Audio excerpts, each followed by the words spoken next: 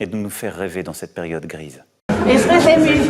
Bah oui, vous avez raison. Vous êtes la première vaccinée en France. Morissette a 78 ans. Elle réside dans une maison de retraite de Sevran et il y a quelques jours... Oui, c'est un honneur. C'est un vrai honneur. Vous l'avez tous vu comme moi. Elle a été la première Française à se vacciner contre la Covid-19. Vous êtes une star.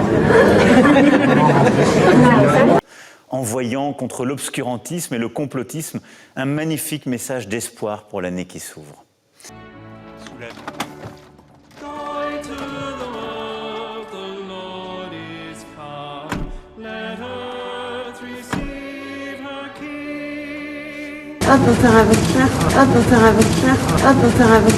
Et surtout, apporter les éléments d'information nécessaires aux patients pour qu'ils puissent exprimer son choix de se faire vacciner ou non.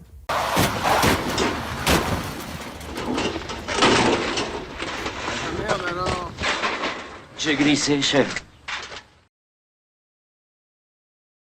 Ils retirent les textes et ils remettent les textes, ils reviennent par la fenêtre. C'est-à-dire que pour, par exemple, je donne tout à fait l'exemple de la loi sécurité globale avec l'article 24 qui était non gardable en l'état dans le texte. Et aujourd'hui, on a une loi sur le séparatisme, en tout cas les valeurs républicaines. Nous allons retrouver cet article 24.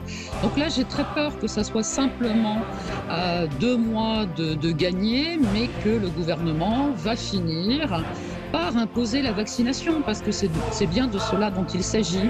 C'est une extorsion, en tous les cas, d'autorisation à vacciner, même si on va en parler à l'envi. En France et dans le reste de l'Europe, la campagne de vaccination débutera ce dimanche. Sans parler des effets positifs au secondaire, une autre question se pose. L'immunité apportée par le vaccin sera-t-elle durable, jour au plus tard avant l'injection? Le patient doit effectuer une consultation pré-vaccinale. Réalisée avec son médecin traitant, l'objectif est triple.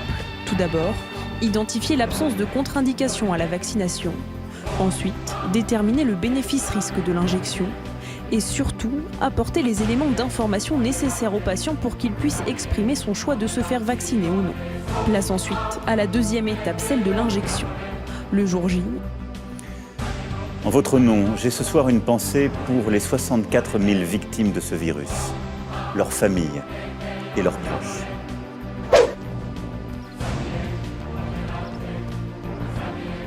Toi tu vis, toi tu vis, toi tu crèves. Toi tu vis, toi tu vis, toi tu vis, toi tu vis, toi tu crèves. S'ensuit l'enregistrement dans un fichier nommé Vaccin Covid, des informations dites de traçabilité, nom du vaccin, numéro de lot, identité de la personne et lieu de vaccination. Vacciné contre la Covid-19, envoyant contre l'obscurantisme et le complotisme un magnifique message d'espoir pour l'année qui s'ouvre.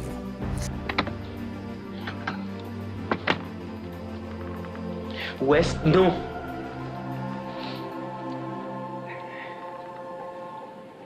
Ouest, je ne veux pas. Tu vas voir. Tu seras fier de moi. Non, si tu vas m'aider. Montréal est élevé pour canoniser leurs victimes. Mais le résultat final, le vrai génie de ce plan était la peur.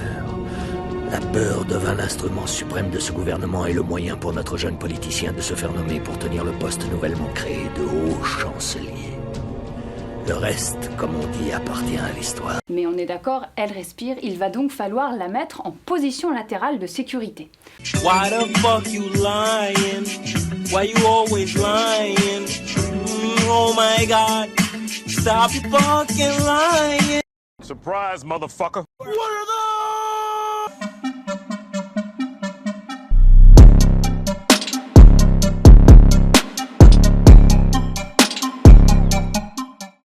Why the fuck you lying?